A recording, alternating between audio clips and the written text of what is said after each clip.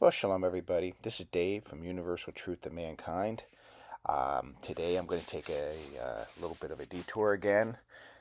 I'd like to try to give practical information for anybody who's trying to read a Zohar, trying to understand the spiritual structures of the universe, trying to improve themselves, improve the relationship with the Creator.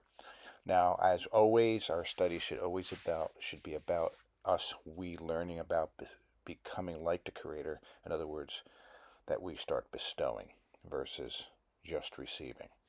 So here we go. So the reason for the Zohar is what I want to cover this time around. You will see right before you a chart.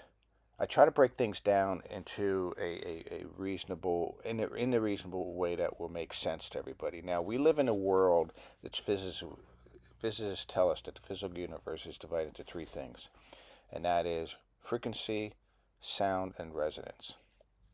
And these are basically all based on frequencies. Everything's a frequency. Everything the entire universe is full of frequencies, more than we can measure.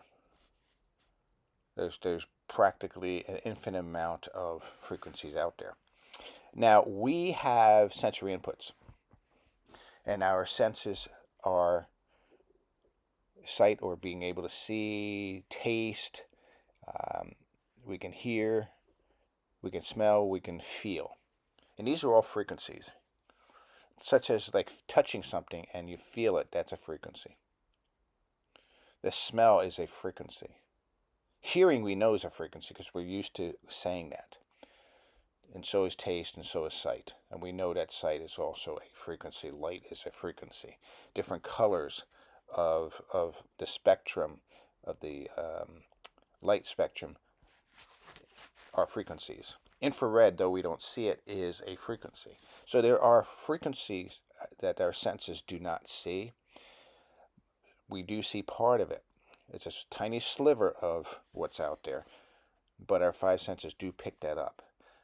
So now what happens is all this information that our senses pick up has no real meaning attached to it. We're the ones that have to attach meaning to it. We're the ones that have to attach perception to it. And unfortunately, this gives us a lot of times a false reality. And why is that? Well, I have a list of items right here where I have the internal programming that I talk about, and what does program us. Now I have a list there, but it's only a partial list. So we have our internal program, what we're already born with. In other words, let's say if you touch the stove and you burn your finger, you're already programmed not to touch that again. You have a healthy fear of the stove. We also have education, media, news, social media, religion, history, philosophy, TV, internet, stories and folklore, politics, and this is only a partial list. There's a lot more that I'm sure anyone can think of that could be easily added to that, but we are bombarded daily. Advertisers, they try to sell us on us needing their product, when in reality we probably don't. Most products out there we can get away without. I'll give you an example. Twinkies, okay? You sell a Twinkie. Do you really need a Twinkie? Well, if you're a health conscious person, no, because a Twinkie is not a food. But you're sold on it to have that Twinkie because it tastes good, because it's delicious, it's something you want. See what I'm saying? Even advertising is programming you. The news is programming you. You listen to the news and you cycle through NBC, ABC, and Fox, and so on and so forth. You'll be amazed at how similar all of their narrations are. So it's obvious that there's a programming going on, a desired narrative that's going on. Politicians do it. So I'm not here blaming any one entity or one person. Everyone does it. Even on a personal level, we will try to train our kids to see things a certain way. As a parent, you'll do it. As a uh, as a grandparent, you'll do it. As a child, you try to program your children, your parents. So see, everyone applies this. So what happens is we take this information from our senses, which is only a sliver of what's actually out there, and then through our programming, we interpret it according to what we've been programmed to interpret it as.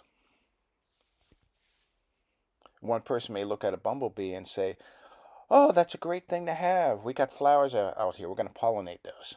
I'm looking forward to having these bees flying around." Another person who may be allergic or has been stung by bees before may be frightful and say, "Oh no, I got to go inside. I don't want to go near those things because I get stung every year and then I blow up and blah, blah, blah, blah. Have to go to the hospital." So, so one person may fear, another won't. They interpret it differently. So we have to ask ourselves, is my perception of reality different than the person next to me? Well, yeah. Every person has a different perception of reality because they have their sliver of reality. No more, no less. And they only have a sliver of a sliver. So here we go again. You have practically an infinite amount of frequencies that your sense that in theory you could pick up, but we're limited to only 5. And those 5 have a narrow spectrum of frequencies that I can pick up. So most of reality, 99% of it, is imperceivable by us. So we take that information, what little we have, and then through our programming, we decide what's more important than the next item. So we will have priorities. A bee. Okay, I better steer away from a bee. Another person's priority, maybe they love art, so they see art, they gravitate towards art. So the priority is to pick up art. Maybe a beautiful young girl wants to get married, have a family. Her priority is going to be a family. She doesn't care that her car is broken down and probably should get it repaired. You see what I'm saying? Priorities also play into this picture. So we get a sliver of a sliver of a sliver at this point. So we got to ask ourselves, how do we get out of this? Well, there is an answer, and there is a solution. It's called the Zohar. The Zohar is a book that attempts to give us a picture of true reality. In other words, spiritual reality. Spiritual reality is the spiritual structure that's behind everything. So when we read the Torah or the Pentateuch, what we're looking at is not physical events. I'm not saying there aren't physical events in it, but that's not the reason for it. We are looking at the spiritual mechanics behind it that bring this forth. So we're adding a new sense to our understanding, not a sixth sense, but a spiritual sense to the picture.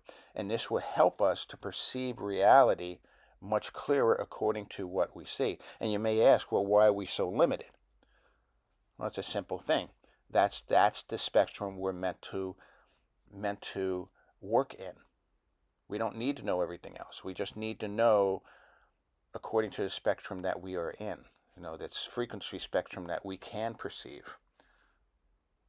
We are to till in, to work in, to transform. We don't have to worry about the other stuff. That's taken care of by other beings. It's taken care of by other things. And we don't need to worry about it. We only need to understand what's within the spectrum of us. So the Zohar breaks that old programming down, and rather than focusing on the programming, now we can shut the TV off. We can turn off the news. We can take away all those controlling factors out of life and say, hey, what's spiritually happening here? And then you end up with a new perspective. You come up with a spiritual perception, which is a true perception of reality. So contemplate these things. Comment down below, please, and tell us what you feel that we're programmed to do, or how do you get out of that programming. I'd love to hear some of your inputs. Take care, everybody. Shalom, shalom.